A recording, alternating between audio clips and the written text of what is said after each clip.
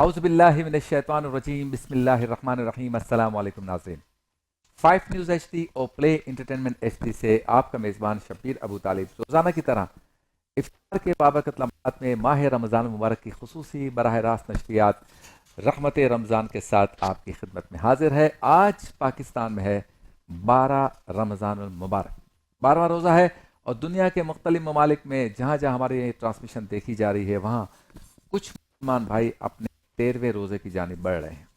ایک بار پھر آپ کی خدمت میں روحانی کیفیت سے مزین نشریات پیش کرنے کی سعادت حاصل کر رہے ہیں، اس امید، اس تمنا، اس آرزو، اس خواہش، بلکہ اس یقین کے ساتھ کہ آپ گھر بیٹھے ہماری نشریات کے ذریعے ماہ رمضان المبارک کا حقیقی لطف حاصل کر سکیں۔ آج ابتداً جس موضوع پہ میں گفتگو کرنا چاہتا ہوں وہ ہے فضول خرچی کی تباہیاں یا تباہ کاریاں۔ فضول خرچیاں کرنا، اپنی طاقت سے زیادہ خرچ کرنا، کسی کی دیکھا دیکھی اپنے آپ کو مینٹین کرنے کی کوشش کرنا کہ اگر اس کے پاس بڑی گاڑی ہے تو بھائی وہ افورڈ کر سکتا ہے، لیکن میں نہیں کر سکتا لیکن لینی ہے۔ اس نے اچھے کپڑے پہنے ہیں، مہنگے کپڑے پہنے ہیں، بچوں کو بھی پہنائے ہیں، بیگم کو بھی پہنائے، امی ابو کو بھی پہنائے، میں افورڈ نہیں کر سکتا لیکن چونکہ وہ پہنا رہا ہے تو میں پہناؤں گا چاہے قرض لینا پڑے۔ میں شاپنگ کرنے جاؤں گا تو ان مالز میں جاؤں گا، ان دکانوں پہ جاؤں گا، ان آؤٹ لیٹس پہ جاؤں گا جہاں چیزیں کوسٹلی ملتی ہیں۔ کیوں کہ میرے دوست، میرا پڑوسی بھی ایسی جگہوں پہ جاتا ہے، بھائی اس کو تو اللہ تعالیٰ نے دیا ہے، اس کی آمدنی ہے، اچھی ہے یا بری ہے، صحیح ہے یا غلط طریقے سے، اس کی آمدنی ہے تو وہ تو جائے گا۔ آپ کی نہیں ہے، آپ کریڈٹ کارڈ یوز کر رہے ہیں، ادھار لے کے کر رہے ہیں، یہ فضول خرچی آپ کے لیے تباہی کا باعث بنتی ہے۔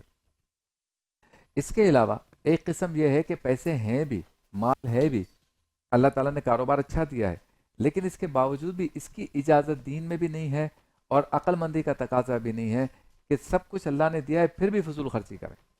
یعنی ایسا ہے کہ میرے جیب میں 10,000 روپے ہیں اور میں چیز خریدنے جاؤں 20,000 کی، جب 10,000 کم پڑیں گے تو کریڈٹ کارڈ یوز کروں گا، بینک کو دے دوں گا، یا دکاندار جاننے والا ہے اس کو کہہ دوں گا اگلے مہینے دے دوں گا۔ ایک تو یہ بربادی ہے۔ دوسرا یہ کہ میرے جیب میں ہے 10,000 روپے اور چیز میں لے سکتا ہوں 300 روپے والی، لیکن میں 600 والی لے رہا ہوں۔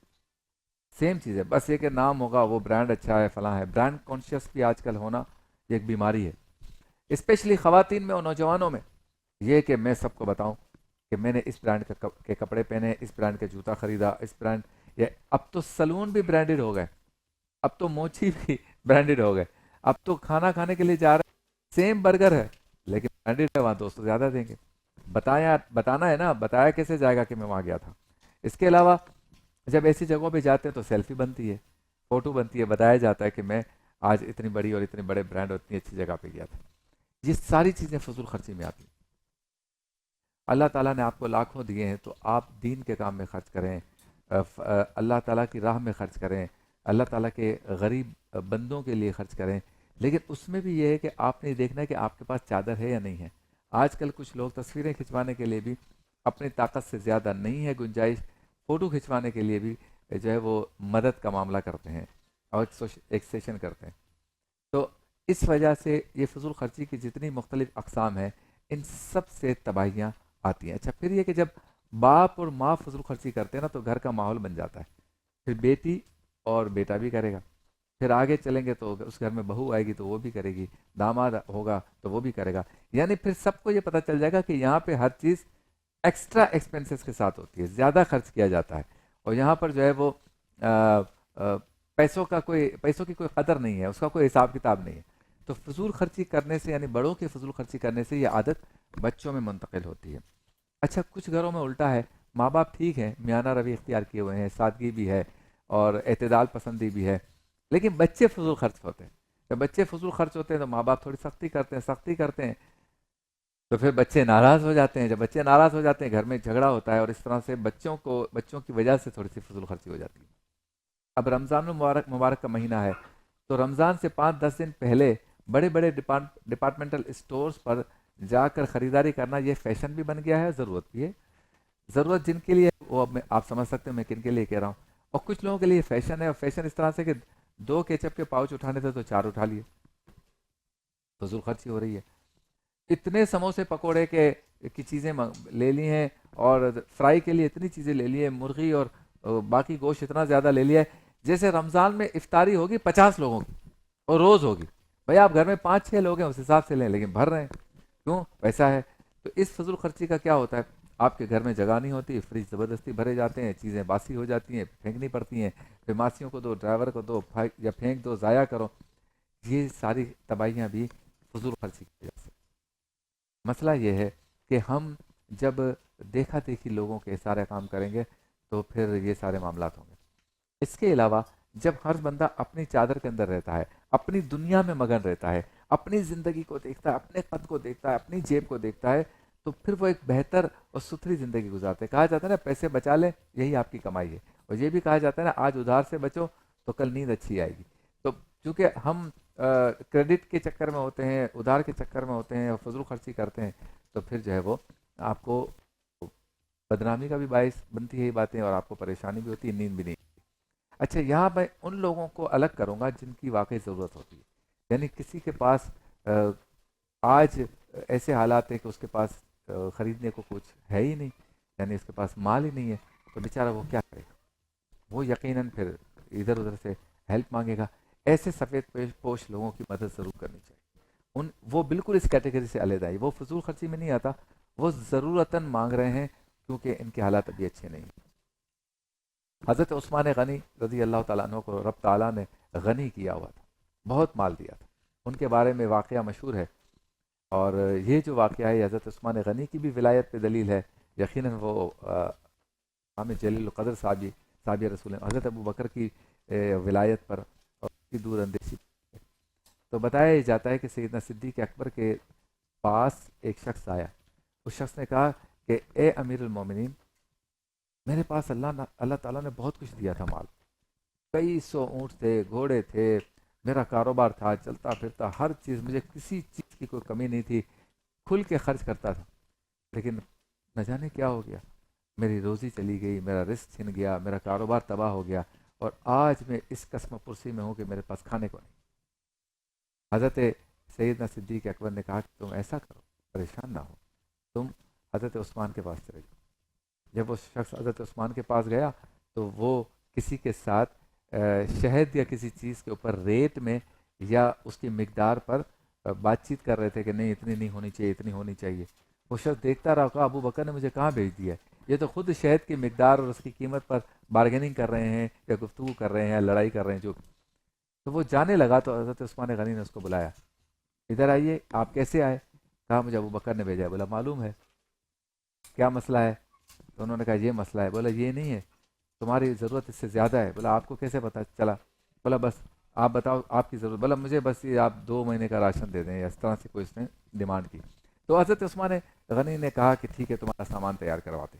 بمیں جانور, بمیں اونٹ, اتنا ساز و سامان اس کے سر کیا, اونٹوں کے اوپر لاد دیا اور اس کو دے دیا کہ کئی مہینوں تک اس کو افاقہ کرے. وہ رونے لگ گیا خوشی سے. اس نے کہا اے عثمان غنی, اتنا سامان؟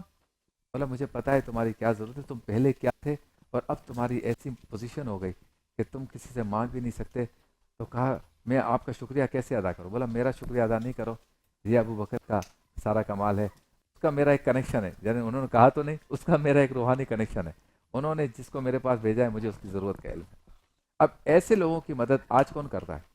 اور ایسے لوگ کہاں سے تلاش کریں جو بغیر بتائے اتنا دے دیں کہ سامنے والے کی کے وہم و گمان میں بھی نہ ہو. آج تو اگر آپ کو 5, 10, 15 ہزار کی ضرورت ہے تو آپ اس کے پیچھے بھاگنا دوڑنا پڑتا ہے. آپ دیکھیں کراچی شہر میں, لاہور میں, بڑے شہروں میں, جہاں پہ بھی, اسلام آباد میں, کہ جہاں پر غریب زکوٰۃ جن کو ضرورت ہوتی ہے وہ زکوٰۃ دینے والے کے ہاں لائنیں لگا کے کھڑے ہیں صبح سے, اور وہ ایک ایک کر کے بلا رہے ہیں. بولو صاحب بیزی ہیں. پھر بیٹے کو کہتے ہیں یار اس کو تم دیکھ لینا, اور لفافے میں کیا دیں گے؟ 2725 روپے کا راشن اور 2000 روپے. تھیلے میں 2725 کا راشن اور 2000 روپے. صبح 10 بجے سے لائن لگائیے, زہر کے بعد باری آئیے. صاحب میٹنگ میں ہیں, صاحب فون کر رہے ہیں, صاحب ٹریڈنگ کر رہے ہیں, صاحب کے ساتھ لوگ بیٹھے ہوئے ہیں, صاحب نماز پڑھ رہے ہیں, اور اس بیچاری کو, خاتون کو لائن. تو آج کل ایسے لوگوں کو کہاں تلاش کریں جو حضرت عثمان غنی اور حضرت عبد الرحمن بن عوف جیسے ہوں. فضول خرچی کی تباہیاں وہ اپنی جگہ پر ہیں. پیسے آپ کے پاس زیادہ ہوں یا درمیانے ہوں, فضول خرچی کی اجازت نہیں ہے. جو کچھ آپ نے بچا لیا وہ آپ کی کمائی ہے. اللہ تعالی ہم سب کو عمل کی توفیق عطا فرمائے. आओ बात करें में आज हमारा मौजू होगा टेक्नोलॉजी के दौर में जाहिलाना हरकत, नबियों की बातें में। हमारे मुफ्ती इसाक मदनी साहब हज़रत शुएब अलैहिस्सलाम का तज़किरा करेंगे। एहतियात लाजिम में हमारे हम्माद शाह साहब घर में एंटीबायोटिक बनाना और मीसोथेरेपी पूछेंगे उनसे क्या है, उस पर गुफ्तगू करेंगे। रमज़ान पाकिस्तान में इंजीनियर हम्माद हमारे साथ होंगे जो फ्री तंदूर और दस्तरखान चला रहे हैं पाकिस्तान काउंसिल ऑफ यूथ के। इफ्तार मज़ेदार में हमारे शेफ असद बनाएंगे लाहौरी फ्राइड फिश और खट्टी मीठी चटनी। आलिम टाइम और वरफाना लगा जिक्र में इस्लाम का निज़ाम तरबियत। रौनक के अफ्तार में खाना खाने से पहले की दुआ बताएंगे मुफ्ती गुलाम दस्तगीर साहब। प्रोग्राम हमारा इसी तरह से जारी और सारी रहेगा और आखिर में कबूलियत के लम्हात में होगी दुआ। डॉक्टर जवाद हाशमी साहब भी हमारे साथ मौजूद होंगे। चलते हैं उस सेगमेंट की जानिब जिसमें एक मौजू होता है, एक सरनामा होता है, एक टॉपिक होता है, उस पर हम आपसे बात करते हैं और आप घर बैठकर उस बात को सुनते हैं और कोशिश होती है कि बाम गुफ्तगू के ज़रिए, सुनने और सुनाने के ज़रिए हम किसी नतीजे पर पहुंच सकें। सेगमेंट का नाम है आओ बात करें।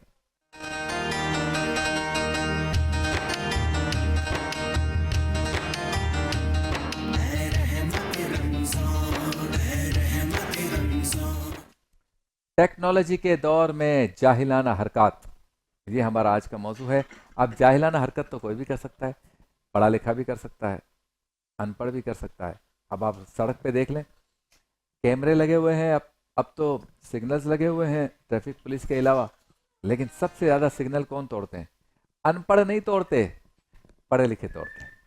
मोटरसाइकिल पर बैठे हमारे नौजवान जीन्स की पैंट, बेहतरीन टी शर्ट या टाई या कोट, हेलमेट, खुशबू, अच्छे जूते, ये सब पहनकर एक पढ़ा लिखा लड़का जब मोटरसाइकिल पे बैठता है, जब मोटरसाइकिल चलाता है तो पता चलता है वो पढ़ा लिखा है या नहीं है। वो बैंक जा रहा है, वो स्टॉक एक्सचेंज जा रहा है, वो आईटी का है, आईटी का एक्सपर्ट है, लेकिन जब मोटरसाइकिल चलाता है तो वो कुछ नहीं होता, वो एक बाइकर होता है। वो फुटपाथ पे जा रहा है, वो रॉन्ग वे भी आ रहा है तो टेक्नोलॉजी का दौर, लेकिन हरकत कितनी ज़बरदस्त हो रही है। तो जाहिलाना हरकत जो है उसके लिए आपका मैट्रिक फेल होना ज़रूरी नहीं है। आप पीएचडी भी हो, प्रोफेसर भी हो, डॉक्टर भी हो, इंजीनियर भी हो, पायलट भी हो, आप हो सकते हैं, आपकी हरकत जाहिलाना हो सकती हैं। और ये भी हो सकता है आप अनपढ़ हैं लेकिन आपकी कोई हरकत जाहिलाना नहीं है। आपके अतराफ वाले कहते हैं बहुत ही सुथरा बंदा है, कभी हमने इसको किसी कोई रफ बात करते नहीं देखा, रफ हरकत करते हुए नहीं देखा। तो इसका मतलब ये कि पढ़ाई और टेक्नोलॉजी के बावजूद भी अगर जाहिलाना हरकतें हो रही हैं तो हरकत करने वाले को सोचना चाहिए कि उसे भी कोई देख रहा है, दुनिया में देख रहा है, मतलब उसे भी नोट किया जा रहा है।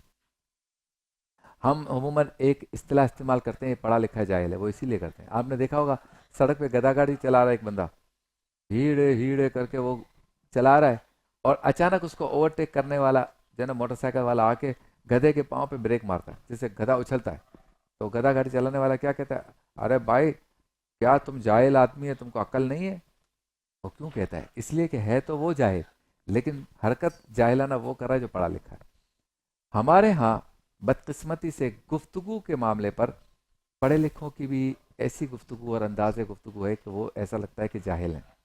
हमारे यहाँ कुछ बेचारे अनपढ़ ऐसे हैं जिन्होंने कोई तालीम हासिल नहीं की, लेकिन बात बहुत धीमे अंदाज में करते हैं, मुस्कुरा कर हाथ मिलाएंगे, मुसाफा करेंगे। ये बातें बताती हैं कि एकेडमिक पढ़ना, निसाबी तौर पे पढ़ना, स्कूल कॉलेज यूनिवर्सिटी में पढ़ना, इसके साथ साथ तरबियत का होना बहुत ज़रूरी है। हमारे यहाँ टेक्नोलॉजी के बावजूद जो जाहिलाना हरकतें हो रही हैं उसमें एक बड़ी अहम मिसाल जो है वो मीडिया है।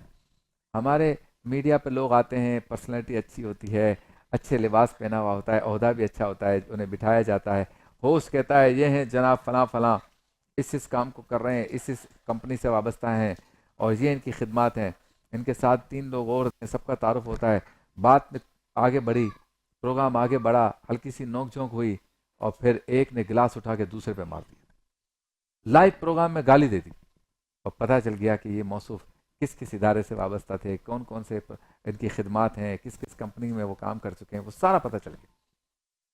इस दौर में भी लोग ऐसी हरकतें करते हैं और जब उनके साथ लेबल लगा हुआ हो तो ज़्यादा करते हैं। आप देखें सोशल मीडिया पे जो लोग व्लॉग्स करते हैं उसमें बहुत से पढ़े लिखे भी होते हैं, लेकिन व्लॉग्स कैसे करते हैं? जानवर को लात मार के व्लॉग हो रही है, आप देखें तो सही। मच्छर को मारने का तरीका बताया जा रहा है, किसी किसी फ्रूट को काटने का तरीका बताते बताते जो हरकत हो रही है। यानी ऐसे ऐसे काम हो रहे हैं کہ لگتا ہی نہیں ہے کہ ہم اس جدید ٹیکنالوجی کے دور میں رہ رہے ہیں. ہمارے ہاں سوشل میڈیا کی آزادی کے بعد جب یہ ویلاگنگ اور ویلاگنگ سے پیسہ بنانے کی بات آئی تو بدقسمتی سے ہماری خواتین بہنیں اس مشکل طوفان میں جو ہے وہ بہہ گئیں، اس سیلاب میں بہہ گئیں، اس دریا میں بہہ گئیں، اس بحیرہ روی کے طوفان میں وہ اپنے آپ کو کنٹرول نہیں کر سکیں. اور اب یہی ہو رہا ہے کہ ایک کھیت کھلیان میں کام کرنے والا جو ہاری ہے، کسان ہے، وہ بڑی مشکل سے اپنے گھر کا خرچہ پورا کرتا تھا، لیکن جب سے یہ سوشل میڈیا آ گیا تو اس کی بیٹی نے جو ہے وہ کھیتوں میں کھڑے ہو کر ویڈیوز بنانا شروع کی. اب اس کو ڈالرز میں پیسے آ رہے ہیں، تو اس نے کھیتی باڑی چھوڑ دی ہے. اب سارا انحصار اس کی بیٹی کی یا بیٹے کی الٹی سیدھی حرکتوں پر ہے. یہ تو وہ جاہل ہیں جو ٹیکنالوجی کا استعمال کر کے جاہلانہ حرکت کر رہے ہیں. جب پڑھے لکھوں نے دیکھا کہ گاؤں کی یہ خاتون یا گاؤں کا یہ بچہ یا گاؤں کا یہ جاہل آدمی ان پڑھ یہ کھیتوں میں الٹی سیدھی حرکتیں کر کے لاکھوں مہینہ کما رہا ہے، تو پڑھے لکھے نے کہا میں بھی پھر اپنی ویسٹ کوٹ شیروانی اور کوٹ اتارتا ہوں، میں بھی ٹائی کھولتا ہوں، میں بھی جاہلانہ حرکتیں کروں. اب آپ دیکھیں گے سوشل میڈیا پہ بھرمار ہے، پڑھے لکھے لوگ وہ حرکتیں کر رہے ہیں، وہ حرکتیں کر رہے ہیں، وہ حرکتیں کر رہے ہیں. جاہل اور ان پڑھ بھی شرما جائیں. کیوں؟ ڈالر آ رہا ہے. تو پڑھے لکھے یا ٹیکنالوجی سے وابستہ لوگ بھی جو جاہلانہ حرکتیں کر رہے ہیں، اس کی ایک وجہ شہرت ہے، دوسری وجہ شارٹ کٹ ہے، تیسری وجہ جلد بازی ہے، چوتھی وجہ پیسے کمانا ہے. آج ماہ رمضان المبارک میں جب ہم بہت سکون میں ہوتے ہیں، سوچنے کا موقع ملتا ہے، عبادت کے قریب ہوتے ہیں، رب کے قریب ہوتے ہیں، اس قربت میں جب ہم گفتگو کر رہے ہوتے ہیں، اللہ کی عبادت کر رہے ہوتے ہیں، تو پورا اپنی تطہیر کا، اپنے آپ کو ٹھیک کرنے کا موقع ملتا ہے. اس میں سوچیں میں کہاں غلط ہوں، میں وہ کون سی حرکتیں کر رہا ہوں جو میرے اور میرے خاندان اور میری تربیت کرنے والوں کے لیے باعث شرم بن سکتا ہے. میں ایسا کون سا کام کرتا ہوں کہ جس سے میرے بچوں پہ برا اثر پڑ سکتا ہے. مجھے کبھی کبھی حیرت ہوتی ہے کہ ایک ایم این اے ہے، اس کے بارے میں پتہ چلتا ہے وہ اس وقت فلاں پارٹی میں ہے، لیکن 5 سال پہلے وہ اس کی مخالف پارٹی میں تھا اور کہتا تھا اوپر اللہ ہے اور نیچے یہ لیڈر ہے، باقی سارے لیڈر چور ہیں. اس سے 5 سال پیچھے چلے جائے تو وہ ان دونوں کو گالیاں دیتا تھا، بولا اوپر اللہ ہے نیچے یہ لیڈر ہے، یہ دونوں لیڈر چور ہیں. اور اس سے 5 سال پیچھے چلے جائے تو وہ تینوں پارٹیوں کو گالیاں دیتا تھا اور کہتا تھا اوپر اللہ ہے نیچے یہ لیڈر ہے، یہ تینوں لیڈر چور ہیں.